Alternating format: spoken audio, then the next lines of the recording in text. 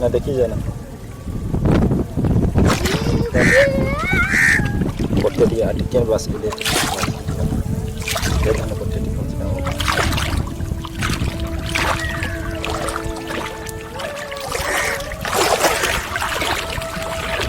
Hi friends, you can see me now and I am getting to the boat and this is one of such a beautiful places. Hardly there are any tourists.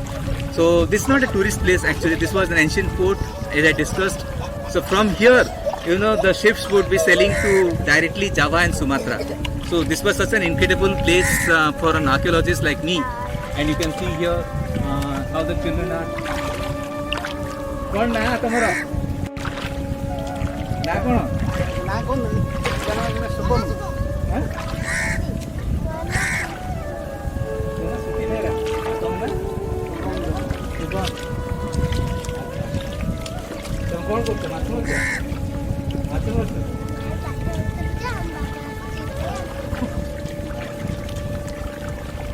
कोडी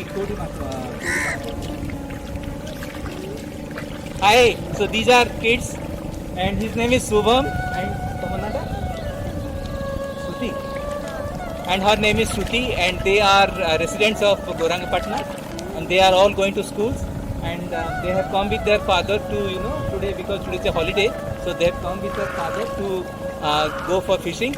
So this is how all about life here, enjoying.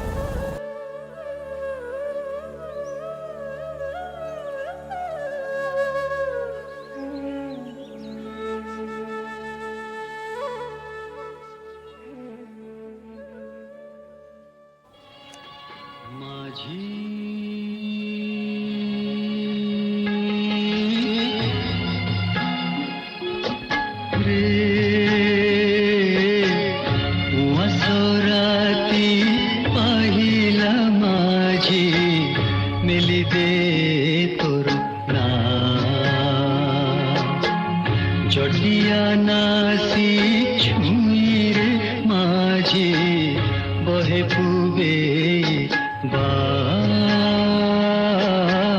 बहे पुबे बहे पुबे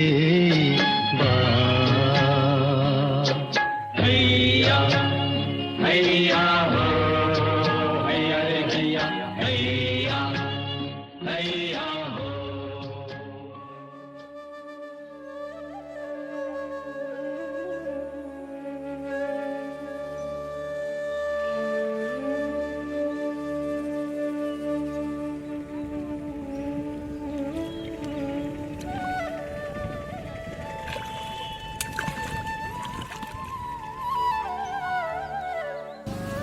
Friends, I am at the southernmost part of Chilka Lake and this is actually a bay.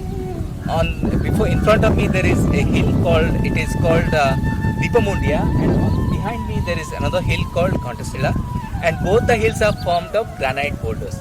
So the village name where I am here is called Gorangpatna and in the early historic time and also in the early medieval times this was a major maritime port.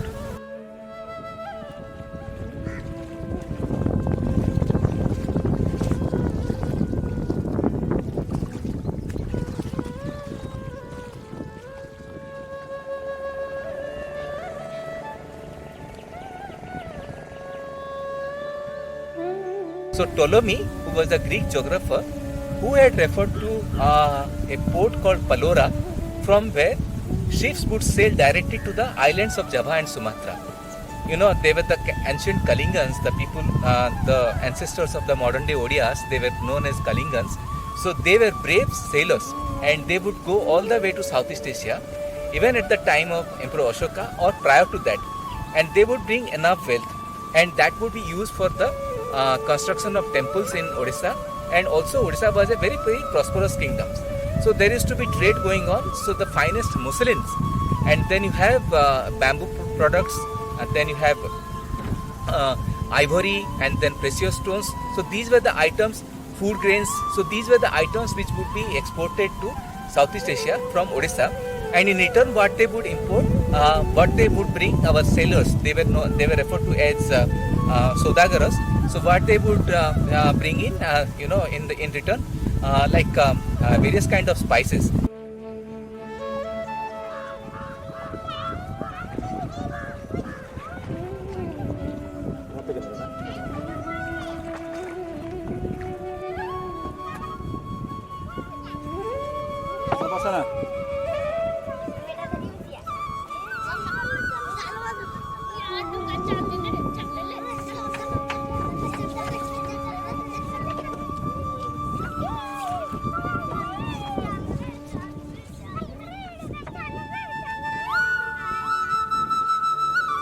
And both hills are they consist of granite boulders, and on the foothills of both the hills you have natural stone alignments which have been naturally formed, and these were acted as breakwaters.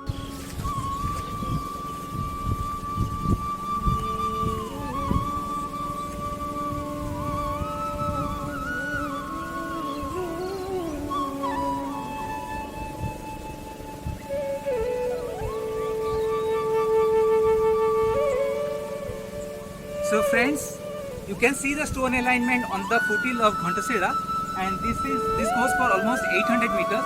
On the other side, on the foothill of Dipadanda, you have also a similar alignment, and both these worked as breakwaters, and ships would be easily able to anchorage. That is what is the USP of this site. So this is the only of its kind, in the whole of Indian subcontinent, where you have one of the earliest evidences of breakwater. So this is a closer view of the stone alignments, which goes for almost 800 meters, which you can see here. And on both sides you have, on both the foothills you have similar stone alignments. And the ancient mariners, the Sadhavas, had taken the advantage of this geographical gift of Ghantasela and Dipadandia for the use of it as a harbour. And ships would be easily able to, anchor because of the stone alignments. সাত দরিয়া পারে রে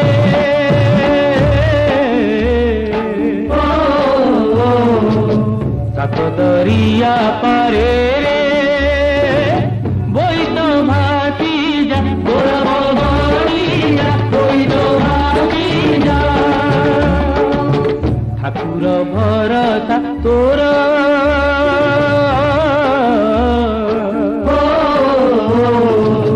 ঠাকুর ভরসা তোর মঙ্গলা ভরসা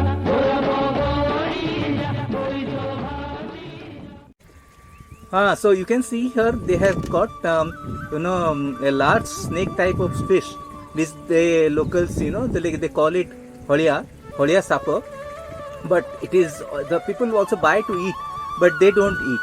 So this is how it is part of that morning fresh catch. You can see also so many crabs, tiny ones, and which they have caught today. And then they also got some fish, which we'll see now. So these are they have got today fish, small ones, prawns, and so this is part of Chilka's daily life. Early morning they get and they will sell it also in the market. And that is how they make their living, by selling the fish which they catch. And most of the money actually they earn is very negligible, because the middleman takes away the most of the money. So the profit is very less for the fishermen, who actually do a lot of hard work. And I think ecotourism can play a very important role for their better living.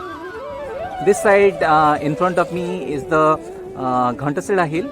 And you can see how it is made of the granite boulders. On its foothill you have a stone alignment which goes for almost 800 meters, and that was used as a natural breakwater. See the bay which I am showing you. In between there is an inlet, and on the both sides of the foothills you had human settlements in the past, and where we have discovered the evidences of Persian Gulf pottery. The Odisha had trade contact with Persian Gulf and Southeast Asia, and after doing a trial trains in mid-90s, we had discovered a turquoise blue glaze pottery which was from the Persian Gulf regions. So that shows that the area was under the Indian Ocean Trade Network. And as I said, Ptolemy also had referred to Palora, which was a major harbour on the east coast of India.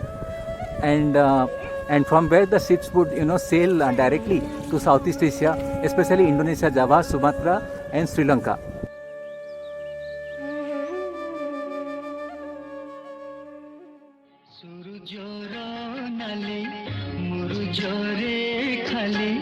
चिचिमिकी माछो कदी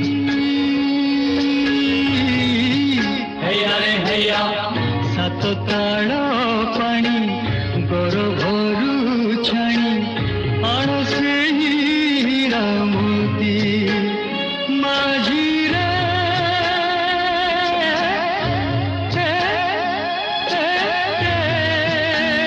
माझी रे बाकी बतासे कि डरो भाई रे बाकी बतासे कि डरो भाई रे माँ करी जैसा माँ करी जैसा